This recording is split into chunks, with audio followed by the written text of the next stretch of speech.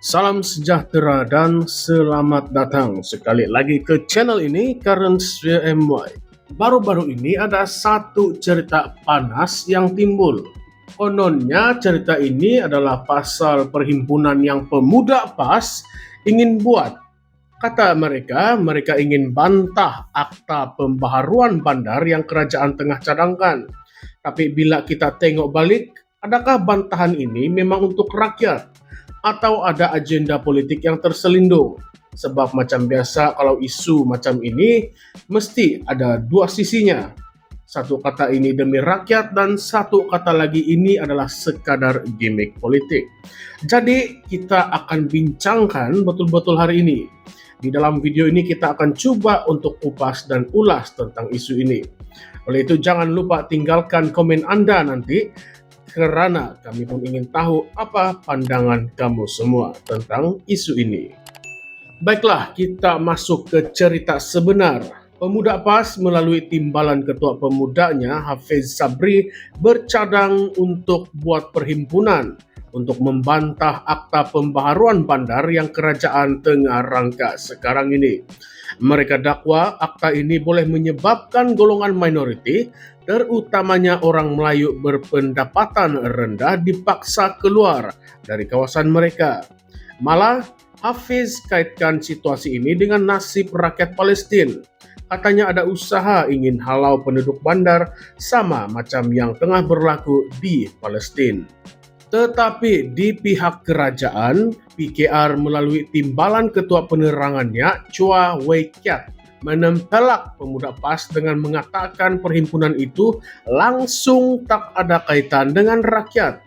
Bagi dia, ini semua adalah mainan politik semata-mata.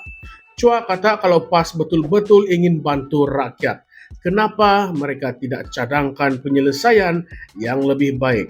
Dan kenapa hanya mahu membantah? Dia juga tuduh PAS suka bermain politik dengan hasutan dan pembohongan. Nah, kamu rasa siapa yang betul dalam hal ini? Adakah PAS memang serius ingin memperjuangkan hak rakyat miskin bandar, atau ini adalah satu strategi politik untuk mencari dan meraih sokongan? Chua menambah lagi, akta ini sebenarnya dah lama dalam perancangan. Bukannya kerajaan tiba-tiba nak paksa rakyat pindah. Sejak tahun 2012 lagi kerajaan sudah mula kaji cara terbaik untuk selesaikan masalah perumahan di bandar. Mereka sudah pun tengok contoh dari negara lain seperti Singapura, Hong Kong, Korea, dan juga Jepun. Korea Selatan ya, bukan Korea Utara. Semua negara ini pula berjaya melaksanakan pembaharuan bandar tanpa menindas penduduk asal. Jadi, kenapa Malaysia tidak boleh buat benda yang sama? DAP pun turut masuk campur dalam isu ini pula. Sharlina Abdul Rashid dari DAP pula kata, pemuda PAS ini suka sangat buat kecoh. Dia kata perbandingan antara akta pembaharuan bandar dengan isu Palestin ini langsung tidak masuk akal. Bagi dia, PAS cuma nak main sentimen rakyat saja untuk tarik sokongan. Kalau kamu, apa pandangan kamu? Adakah kamu setuju dengan pandangan ini? Atau kamu rasa ada kebenaran dalam dakwaan pemuda PAS itu? Baiklah.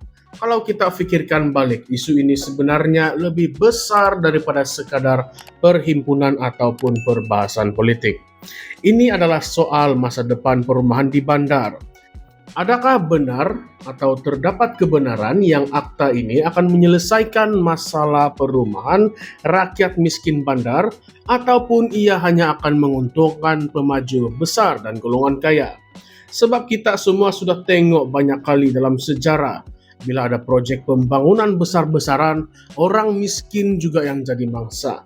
Kampung-kampung dirobohkan, flat-flat lama dihapuskan, dan akhirnya penduduk asal terpaksa cari tempat baru dengan kos yang lebih tinggi. Persoalan lain yang kita kena fikirkan adalah adakah kerajaan benar-benar dah ambil kira suara rakyat sebelum ingin laksanakan akta ini? Mereka kata mereka sudah pun buat kajian sejak tahun 2012. Tapi Berapa ramai rakyat yang terlibat dalam proses rundingan ini? Atau semuanya hanya keputusan di meja mesyuarat tanpa benar-benar memahami keadaan rakyat? Dan satu lagi yang buat isu ini jadi semakin panas, adakah betul perhimpunan ini tidak ada faedah? Memang kita tahu perhimpunan jalanan ini boleh jadi bising, boleh cetus ketegangan, tapi dalam sejarah banyak perubahan besar berlaku karena tekanan dari rakyat. Kalau rakyat tidak turun ke jalan raya, adakah kerajaan akan dengar suara mereka? Atau semuanya akan diluluskan tanpa ada tentangan? Tapi pada masa yang sama kita pun kena tanya diri sendiri. Adakah perhimpunan ini betul-betul untuk rakyat atau sekadar satu lagi platform politik? PAS sebagai partai pembangkang sudah tentu ingin cari isu untuk menyerang kerajaan. Sama juga macam masa mereka jadi kerajaan dulu, pembangkang lain pun buat benda yang sama. Jadi, sampai bila rakyat akan jadi mangsa pula kepada permainan politik ini?